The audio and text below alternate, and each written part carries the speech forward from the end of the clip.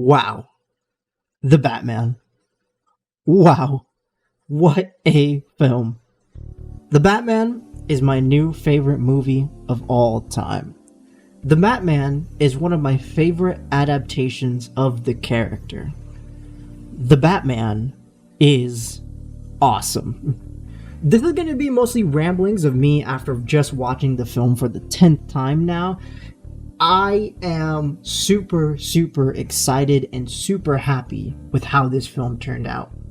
I wrote down some notes and thoughts and decided to share them in a video. At the time of me recording this video, the film is already about a month old and the HBO Max release is coming out, or it will be out by the time of this video going live. So if you haven't already seen the movie, what are you doing? Go watch it. It's absolutely awesome. But don't worry, if you're concerned about spoilers or anything like that, I won't be touching on any plot details or the ending or anything like that. I'll mostly touch on things that were either in trailers or just general information from the film. Again, this won't be a deep dive as I have that planned for when we get the Blu-ray release of the movie. For now, I just want to give my thoughts in a more spoiler-free way and just express how much I love this film. Batman is my favorite superhero. Contrary to what some may think, I love me some Spider-Man and I definitely love me some Spider-Verse, but Bats has been with me since I was a little shit. I read Batman comics my whole life. I've watched every cartoon this man was in, seen every live-action version of him, played most of his video games, and of course, as tradition, I was Batman for Halloween as a kid. I think you don't truly love something unless you were that character for Halloween at some point. But back on Batman, I love him, and after I watched The Dark Knight Rises in theaters, I was satisfied, but I obviously wanted more. See, at the time, Batman for me was just not as hype anymore. The Nolan films had just finished, Batman Beyond and Justice League were not airing new episodes at the time, the Batman animated movies slowly shifted to the New 52 era, which I'm not the biggest fan of, and the live action version of him at the time post-Nolan... Look, let's just not get into it here. So, in that period, I was Batman starved, and I shifted to Spider-Man a lot. I watched his cartoons, read his comics, watched his movies, and while I always loved Spidey even as a kid, just as much as Batman, he pretty much became my main superhero for a long time. That is, until this amazing teaser came out. See, when news broke out that Ben Affleck wasn't returning to reprise his role as Batman, it did actually bum me out. I was interested to see how he would do in a more solo Batman film rather than an ensemble team film like he has been in. It did kind of hurt me, but when I did hear that Matt Reeves was directing and Robert Pattinson was going to be Batman, I was... alright.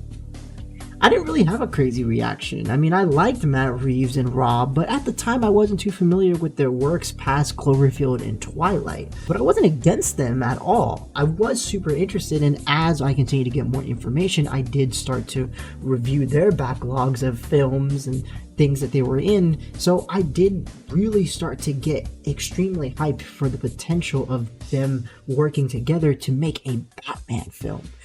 And when the Batsuit was revealed, that's when I got curious. When the logo was revealed, that had me excited. But the teaser was when I just went straight to the floor. I instantly loved everything about it and had insane expectations for the film, especially as it got more and more delayed due to the pandemic at the time. But when I finally watched it, it exceeded my expectations like no other film has done before. For me, The Batman is what you should do with comic book movies. Now, before people may get mad at me, let me explain.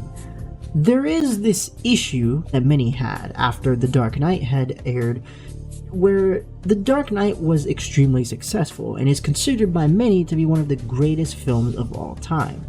The thing is, a lot of films after The Dark Knight had finally been shown off took inspiration from it in the wrong way. only taking elements of the fact that it was a dark superhero film instead of what really made the movie stand out, such as its characters, the plot, the interesting villain, the interconnectivity of everything. There was a lot of aspects of The Dark Knight that made it the movie it was, but most people only took it from a surface level of just the fact that it was dark and gritty, therefore it was successful.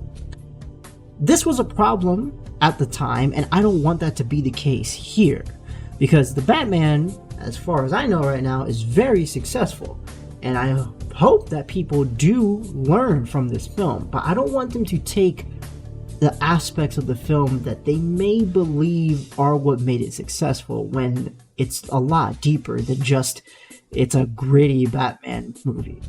The Batman isn't great just because it's a detective film, or because it's 3 hours, or because Bruce Wayne isn't in it a lot. It's great because it understands the fundamentals of the character.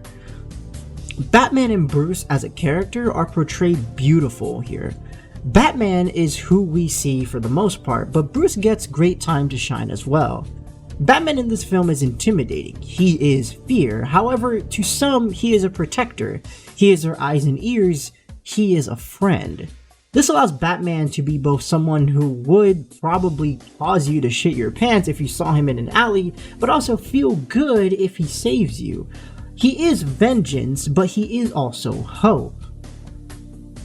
On the opposite side, Bruce is sad. He's alone. He tends to himself, and while he does have Alfred by his side, he mostly views him as just the last remaining thing he has from his late parents. It's not until later on in the story when he finally deepens that bond that he should have with Alfred.